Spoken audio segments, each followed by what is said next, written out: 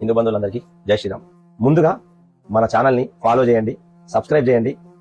ఇప్పుడు కొందరంటారు అంధభక్త అని, అదే కాంగ్రెస్ అంధభక్తులు.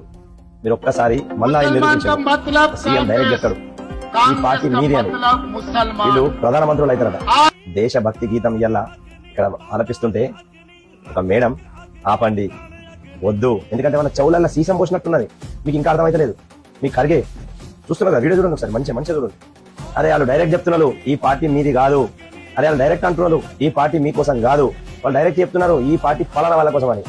మీరు ఏదైతే అంధభక్తి అంటున్నారు కదా, ఎస్ నిజంగా చెప్తున్నాం, మేము అంధభక్తే. ఎలా మేము సరైన నాయకుడిని ఎన్నుకున్నట్లా అంధభక్తే. మేము అంధభక్తే ఎలా ఖచ్చితంగా మా దేశం కోసం ధర్మం కోసం మేము అంధభక్తులమే. మీలాగా రాజకీయ లబ్ధి కోసమో ఇంకా దేనికోసమో అంధభక్తులం మాత్రం కాదు. క్లియర్ గా చెప్తున్నారు ఈ వీడియో. ఈరోజు 15 ఆగస్టు 80 సంవత్సరాలైంది భారతదేశానికి స్వతంత్రం వచ్చి. కొంచెమన్నా ఉంటే ఎవరు అంధభక్తులో ఒకసారి మీరు ఆలోచించుకోవాలి. హిందూ బంధువులందరికీ మరొకసారి చెప్తున్నాం, ఇట్లాంటి వీళ్ళు మనకు చూపెట్టడానికే చేస్తున్నారు, తెలియక కాదు. వాళ్ళకి తెలుసు ఇది చూపించిన ఈ అంధభక్తు కాంగ్రెస్ గారు ఉన్నారు కదా, వీళ్ళు మారరు.